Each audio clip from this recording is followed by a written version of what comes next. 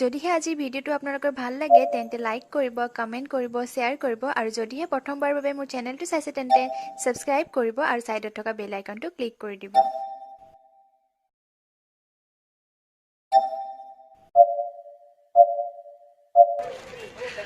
নমস্কাৰ বন্ধুসকল, পুনৰবাৰ স্বাগতম জনাইছোঁ মোৰ চেনেলটোলৈ। আৰু আজি বহুত দিনৰ পিছত আপোনালোকৰ লগত এটা ব্লগ শ্বেয়াৰ কৰিছোঁ আৰু প্ৰায় 2 মাহ মানে হ'ল মই একো ভিডিঅ' শ্বেয়াৰ কৰা নাই আপোনালোকৰ লগত। আশা কৰিছোঁ সকলোৰে ভাল।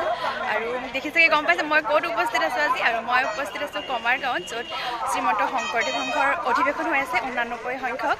মই তালৈ আহিছোঁ আজি হৈছে দ্বিতীয় দিন আৰু যথেষ্ট ভাল লাগে। মই আগতেও গৈছোঁ এনেকুৱা অধিৱেশনলৈ আৰু আজি আমাৰ ওচৰতে হৈছে, আহিছোঁ আজি। যথেষ্ট মানুহ আজি দ্বিতীয় দিন যদিও আশা কৰিছোঁ ভিডিঅ'টো আপোনালোকে শেষৰলৈকে চাব। বহুত দিনৰ পিছত দিছোঁ, পাহৰি গৈছে চাগে মোক। আশা কৰিছোঁ শেষৰলৈকে চাব আৰু চাই নিশ্চয় ভাল পাব। তো আহক ব্লগটো ষ্টাৰ্ট কৰোঁ। আৰু প্ৰথমতেই গাড়ীৰ পৰা নামি খুবেই ধুনীয়া বাৰ্তা এটা মোৰ চকুত পৰিল আৰু সেইটো হৈছে এয়া লিখা আছে যে আপোনাৰ শিশুটিক সম্পদ হিচাপে গঢ়ি তুলিবলৈ মোবাইল নহয় হাতত কিতাপ তুলি দিয়ক। খুবেই ধুনীয়া এটা বাৰ্তা দিবলৈ চেষ্টা কৰিছে। আৰু এইখন লগাইছে গোলাঘাট জিলা পৰিবহণ নিগমৰ তৰফৰ পৰা আদৰণি পোষ্টাৰ। আৰু এইখন হৈছে অধিৱেশনৰ মূল তোৰণ। এইফালেদি সকলোৱে প্ৰৱেশ কৰিছে আৰু সকলোকে আদৰণি জনাবৰ কাৰণে তোৰণখনৰ দুয়ো কাষে দুটা খুবেই ধুনীয়া গুৰুণ পক্ষী বনোৱা হৈছে। হৰি নাম ৰখে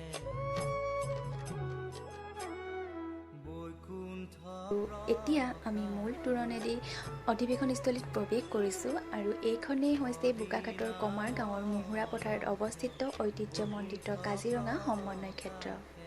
প্ৰায় 180 বিঘা মাটিত এই অধিৱেশনখন অনুষ্ঠিত কৰা হৈছে। চাওক, খুবেই ডাঙৰ, খুবেই ধুনীয়া আৰু যিফালে চাইছোঁ কেৱল মানুহেই দেখিবলৈ পাইছোঁ। আৰু এই সমন্বয় ক্ষেত্ৰখনৰ আৰু এটা ঐতিহ্য আছে আৰু সেইটো হৈছে অসমৰ প্ৰথমগৰাকী মহিলা নাট্যশিল্পী, যিয়ে প্ৰথম চিনেমা কৰিছিল অসমীয়া, আইদেউ সন্দিকৈ। সকলোৱে হয়তো চিনি পায় তেখেতৰ জন্মস্থান এয়াই। আৰু এইখন চাওক, ইমান ধুনীয়াকৈ সঁফুৰা আকৃতিৰে বাঁহেদি বনাইছে। আচলতে অসমীয়া সমাজত সঁফুৰা ব্যৱহাৰ কৰা হয় কাৰোবাক আদৰণি জনাবলৈ। এনেকৈয়ে এতিয়া সকলোকে আদৰণি জনাবলৈ ইয়াতো খুবেই সুন্দৰকৈ বাঁহেৰে এইখন নিৰ্মাণ কৰিছে। আৰু এইটো হৈছে অধিৱেশনৰ মূল ধ্বজা, যিটো পদুম ফুলৰ আৰ্হিত নিৰ্মাণ কৰিছে দেৰগাঁৱৰ এজন খনিকৰে। খুবেই ধুনীয়া। আৰু ইয়াত প্ৰত্যেকখন জিলাত য'ত শংকৰ মানে গোটেই সমষ্টিটোৰ ৰাইজসকল থাকে, তাৰ প্ৰত্যেকখন জেগাৰে এখন পতাকা লগাই থোৱা আছে। মোৰ বেক চাইডে দেখিছে চাগে, মই ধুনীয়াকৈ দেখাই দিছোঁ বাৰু। তো প্ৰত্যেকখন জিলাৰে ইয়াত প্ৰত্যেকটো শাখাৰে ইয়াত নাম লিখি থোৱা আছে চাৰিওফালে। খুবেই সুন্দৰকৈ সজাইছে।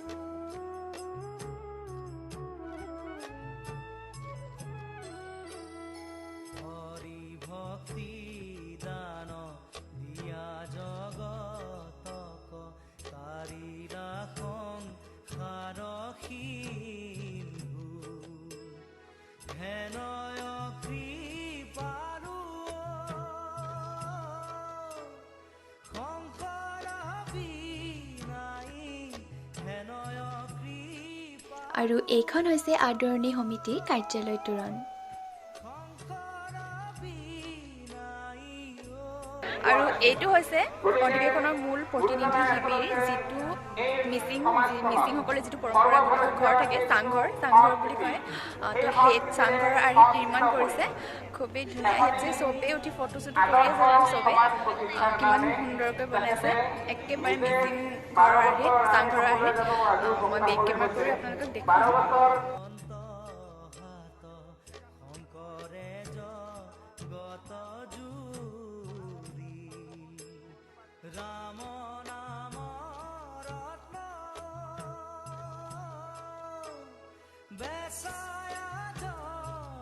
আৰু এয়া হৈছে অস্থায়ীভাৱে নিৰ্মাণ কৰি লোৱা নামঘৰ তোৰণ। আৰু যিহেতু মহাপুৰুষজনাৰ এক অমূল্য সৃষ্টিৰাজি হৈছে অসমীয়া সমাজৰ নামঘৰ, সেয়েহে অধিৱেশনৰ মাজমজিয়াতে এনেদৰে অস্থায়ীভাৱে হ'লেও এক নামঘৰ সজাই লোৱা হৈছে। আৰু নামঘৰ তোৰণখনো খুবেই সুন্দৰকৈ সজাইছে, আৰু ভিতৰ ভাগো মই দেখুৱাম, সেয়াও খুবেই সুন্দৰকৈ সজাইছে, ধুনীয়াকৈ থাপনা স্থাপন কৰি লৈছে আৰু নাম কীৰ্তনো হৈ আছে ভিতৰত, মই সেয়াও দেখুৱাবলৈ চেষ্টা কৰিছোঁ।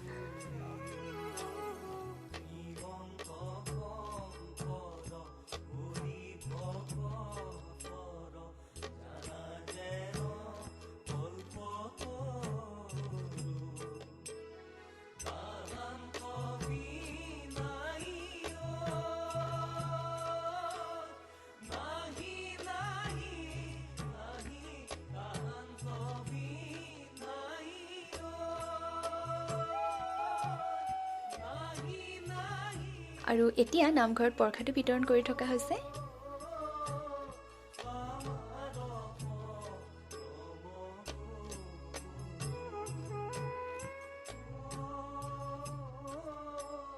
আৰু এয়া হৈছে সেৱা বাহিনীৰ শিবিৰ, আৰু ইয়াৰো বাহিৰভাগ খুবেই সুন্দৰকৈ সজাইছে।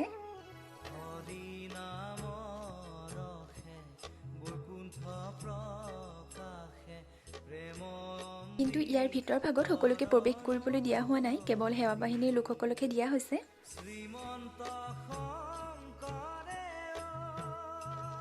চ' মই বাহিৰটোকে ভালদৰে দেখাই দিছোঁ আপোনালোকক।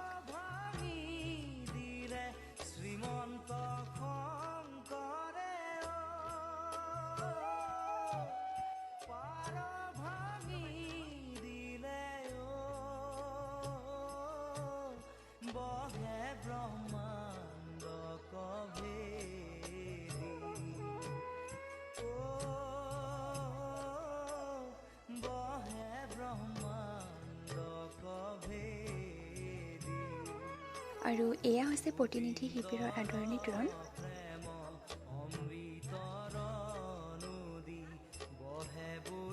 আৰু এইবোৰ হৈছে শিবিৰসমূহ, যিসকল ভকত বৈষ্ণৱ দূৰৰ পৰা আহে তেওঁলোকে ইয়াত সুন্দৰকৈ তেওঁলোকক থকাৰ ব্যৱস্থা কৰি দিয়া হয়। বিভিন্ন শাখাৰ পৰা যিহেতু ভকত বৈষ্ণৱসকল ইয়ালৈ আহে, কিছুমান এদিনৰ বাবে আহে, কিছুমান চাৰিও দিনৰ বাবে আহে, তো তেওঁলোকক ধুনীয়াকৈ থকাৰ ব্যৱস্থা এই শিবিৰসমূহত কৰি দিয়া হয়।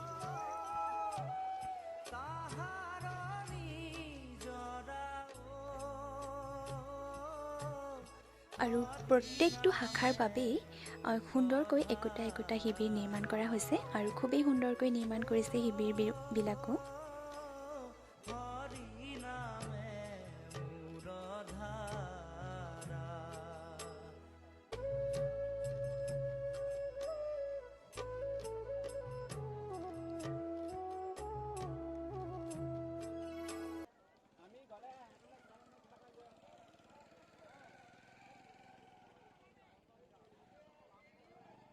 সঁচাকৈয়ে ইমান সুন্দৰকৈ নিৰ্মাণ কৰিছে শিবিৰসমূহ, খেৰ আৰু বাঁহেদি, দেখিবলৈকে খুবেই ধুনীয়া লাগিছে।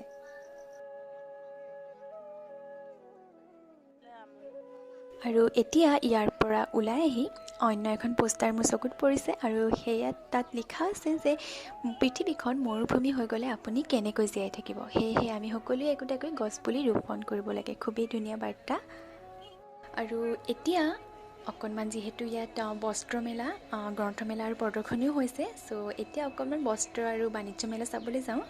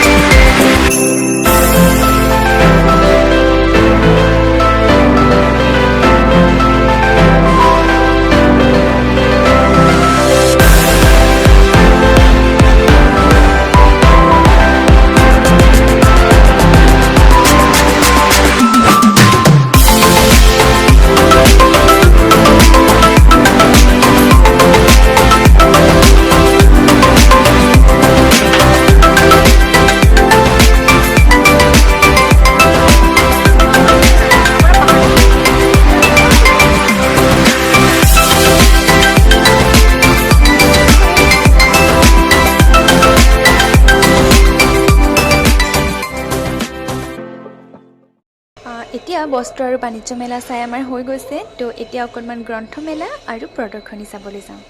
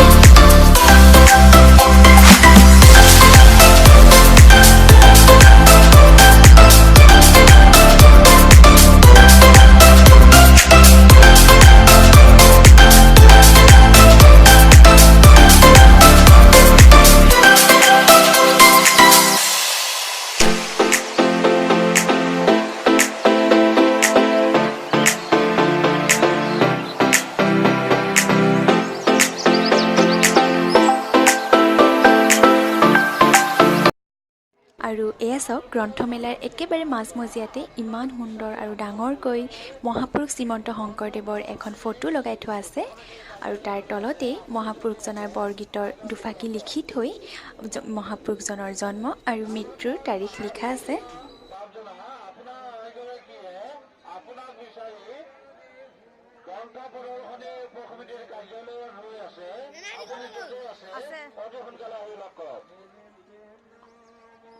আৰু এইটো হৈছে অন্য এটা ধুনীয়া ডেকোৰেশ্যন আৰু খুবেই ধুনীয়া এখন সৰু পাৰ্কৰ নিচিনাকৈ সজাইছে খুবেই সুন্দৰ সজাই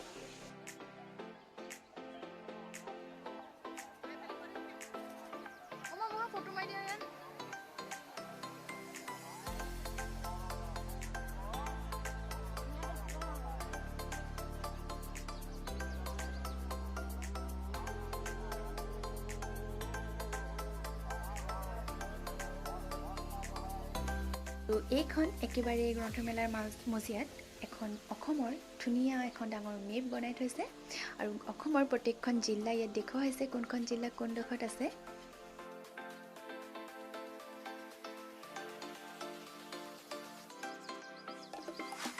এইটো ডেকোৰেশ্যনত অন্য এটা বাৰ্তা দিবলৈ চেষ্টা কৰিছে আৰু সেইটো হৈছে ছেভ ৰাইনো ছেভ আছাম সঁচাই খুবেই সুন্দৰ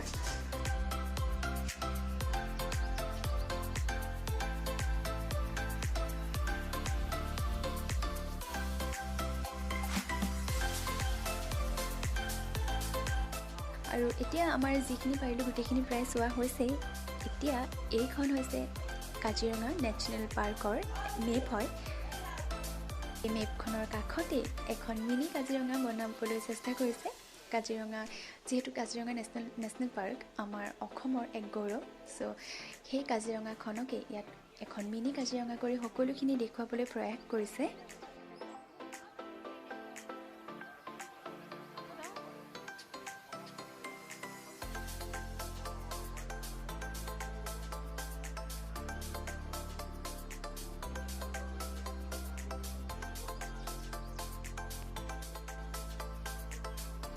আৰু এই মিনি কাজিৰঙাখনত জীপ চাফাৰী হাতী চাফাৰী সকলোবোৰ দেখুৱাইছে ধুনীয়াকৈ ইমান সুন্দৰকৈ বনাইছে